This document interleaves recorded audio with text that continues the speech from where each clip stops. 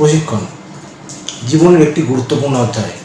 এই অধ্যায়টিকে ভালোভাবে পাশ করতে পারলেই অনেক মসৃণ হয়ে যায় তাদের লক্ষ্যে পৌঁছে যাওয়া। আর নতুন যারা অভিনেতা বা অভিনেত্রী হতে চায়, কাস্টিং ক্যাম্পাস তাদের জন্য নিয়ে এসছে একটি সুবর্ণ সুযোগ। কী সেই সুযোগ বলছি, কাস্টিং ক্যাম্পাস যারা নতুন অভিনেতা বা অভিনেত্রী হতে চায় তাদের জন্য খুলে দিয়েছে কাস্টিং ক্যাম্পাস অ্যাক্টিং একাডেমি। এই একাডেমিটা কি? এই একাডেমিতে কে বা কারা প্রশিক্ষণ দেবে আপনাদের? তারাই প্রশিক্ষণ দেবে যারা নিজেদের জীবনে অভিনয় জগতে চূড়ান্ত সফলতা অর্জন করেছেন। চলুন তাহলে সেই ব্যাপারে বিস্তারিত আলোচনা করা যাক। তো এই অ্যাক্টিং একাডেমির ব্যাপারে বলতে গেলে প্রথম যার নাম আসছে সেটা হচ্ছে কৌশিক সেন।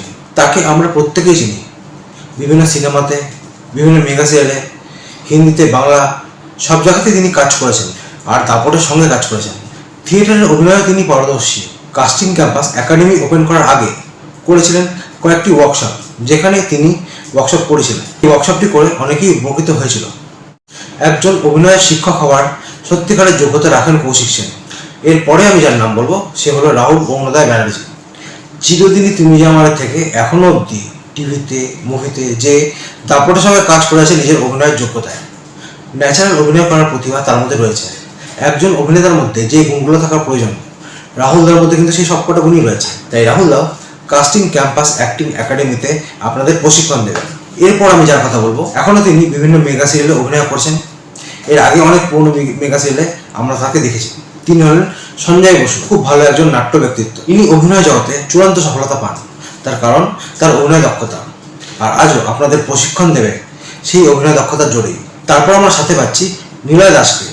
ইনি হলেন একজন মেগা সিরিয়ালের ডিরেক্টর।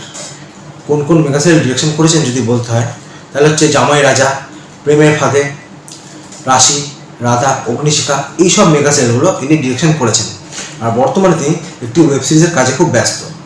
এরপর আমি যার কথা বলবো তার নাম নানিনে নয়, তিনি হচ্ছেন সন্দীপ চ্যাটার্জি, একজন নামি দামি প্রোডাকশনের কাস্টিং ডিরেক্টর। এই প্রোডাকশনের যত মেগা সিরিয়াল বা মুভি হয় সব ইনি কাস্টিং করেন। সন্দীপ চ্যাটার্জি বহু মানুষকে বিভিন্ন সিরিয়ালে, মুভিতে, মেগাতে কাস্টিং করেছেন। ইনি কিন্তু একজন কাস্টিং ডিরেক্টর। একজন অভিনেতার অভিনয় করার যোগ্যতা কতটা সেটা ইনি খুব ভালোভাবে জানেন। তো আপনারা এইসব স্পেশাল মানুষদের কাছে অভিনয় শেখার একটা সুযোগ পাচ্ছেন। তো এই পরিকল্পনাটা যারা করেছে তারা হলেন কাস্টিং ক্যাম্পাস। এই কাস্টিং ক্যাম্পাস আজ অব্দি জীবনে কী কী করেছেন একটু ছোট করে বলি। কাস্টিং ক্যাম্পাসের কর্ণধার হলেন কৃষ্ণেন্দু সান্নিগ্রাহী। ইনি এক সময় ট্রেন্ড সিনেমা এবং বলিউড প্রোডাকশনের প্রোগ্রামার এবং চিফ অ্যাসিস্ট্যান্ট ডিরেক্টর ছিলেন। কাস্টিং ক্যাম্পাস ওপেন করার আগেই তিনি ভেবেছিলেন এরকম মুম্বাই স্টাইলে তিনি কাস্টিং এজেন্সি ওপেন করবেন। আর যেমন ভাবা তেমন কাজ।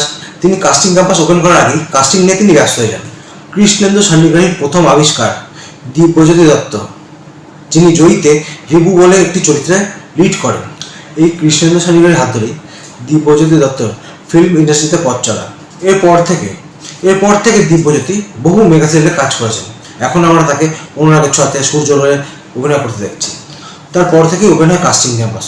আর কাস্টিং ক্যাম্পাস ওপেন হওয়ার পর থেকে প্রচুর অভিনেতা অভিনেত্রী এখান থেকে চান্স পায়। তার মধ্যে বেশ কিছুজন হিরো হিরোইন হয়েও চান্স পেয়েছে। কার কাছে কই মনের কথা নামে একটি সিরিয়াল আমরা টিভিতে দেখতে পাই। আর সেই সিরিয়ালে সৌনক রায়কে আমরা দেখতে পাচ্ছি একটি নেগেটিভ চরিত্রে অভিনয় করতে। সৌনক রায় একসময় কাস্টিং ক্যাম্পাসের হাত ধরে কপাল কুণ্ডল নামে একটি সিরিয়ালে নবকুমার চরিত্রে অভিনয়ের সুযোগ পায়। আর তারপর থেকেই সৌনক বিভিন্ন মেগা সিরিয়ালে বিভিন্ন চরিত্রে সগৌরবে অভিনয় করে চলেছে। আচ্ছা, গোধূলি আলাপের নোলককে আপনাদের মনে পড়ছে? এই নোলক মানে সৌম্য সরকার এক সময় কাস্টিং ক্যাম্পাসের হাত ধরে একটি মেগা চান্স পায়, অগ্নিশিখা মেগাটার নাম। তাতে একটি গুরুত্বপূর্ণ চরিত্রে অভিনয়ের জন্য সুযোগ পায়। আর তারপর থেকেই সমু বিভিন্ন সিরিয়ালে বিভিন্ন চরিত্রে অভিনয় করেন। এখন সমুকে আমরা দেখতে পাচ্ছি আলোর কলে মেগা সিরিয়ালে। সেই বিনোদিনী অর্থাৎ স্বাগতা সেন কাস্টিং ক্যাম্পাসের হাত ধরে আকাশ আটের জনপ্রিয় মেগা সিরিয়াল নটি বিনোদিনীতে কাজের সুযোগ পায়। ওই মেগা সিরিয়ালে স্বাগতা সেন বিনোদিনী চরিত্রে অভিনয় করেছিলেন। রাজা রানী বাচ্চা খুব জনপ্রিয় একটা বাংলা সিনেমা।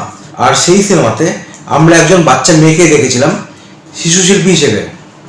তারপর থেকে তাকে আমরা খুঁজে পাইনি, কিন্তু বহু বছর পর উড়িয়া যেখানে গুড্ডু সেখানে এই মেগা সিরিয়ালে আমরা তাকে পেলাম একটি গুরুত্বপূর্ণ চরিত্রে। ভেরোনিকা মুনা দত্ত আবার কাস্টিং ক্যাম্পাসের হাত ধরে এই মেগা সিরিয়ালে কামব্যাক করেছিলেন। এরপর সাক্ষী রায় যে ধ্রুবতারা মেগা সিরিয়ালে মাহি চরিত্রে অভিনয় শুরু করেন। তারপর থেকে এখনও অবধি তিনি বহু মেগা সিরিয়ালে অভিনয় করে চলেছেন। এরপর আমি যার কথা বলবো সে হলো সোনালিসা দাস। সোনালিসা দাসকে তিনি শুরু করেছিলেন জয়ীতে মিষ্টি বলে একটি ক্যারেক্টারে। তারপর থেকে আজ অবধি গাড়ছড়াতে অয়না চরিত্র তিনি করেছেন। সেই জয়ীতে মিষ্টির চরিত্র থেকে গাড়ছড়া অয়না চরিত্র অবধি তিনি কাস্টিং গাম্বাসের হাত ধরে প্রচুর চরিত্রে অভিনয় করার সুযোগ পান। কাস্টিং গাম্বা শুধু বাংলাতেই থেমে থাকেনি, দাপটের সঙ্গে কাজ করেছে বলিউডেও। যেমন সরোজ তিওয়ারি কিছুদিন আগে শাহরুখ খানের সঙ্গে অভিনয় করে একটি নামী কোম্পানি সিমেন্টের ব্র্যান্ডের অ্যাডে। এরপর আমি যার কথায় আসবো সে হলো দেবদাস ঘোষ, যে অভিনয় করেছিল লাল সিং চেটা মুভিতে একটি গুরুত্বপূর্ণ চরিত্রে। অবিশ্বাস সিনেমাতেও তিনি প্রচুর অভিনেতা অভিনেত্রীকে কাস্টিং করেছিলেন। এরকম বহু অভিনেতা অভিনেত্রী যারা কাস্টিং গাম্বাসের হাত ধরে কাজ করেছে, তার মধ্যে আমিও একজন। আমি ধ্রুবতারাতে কাজ করেছিলাম 1 মাসের টানা চরিত্রে, কিন্তু আমি একজন যেহেতু কাস্টিং ডিরেক্টর, আমি সেই চরিত্রটাকে কন্টিনিউ করতে পারিনি, আমাকে কাজটা ছাড়তে হয়েছিল, ব্যাড লাক আমার।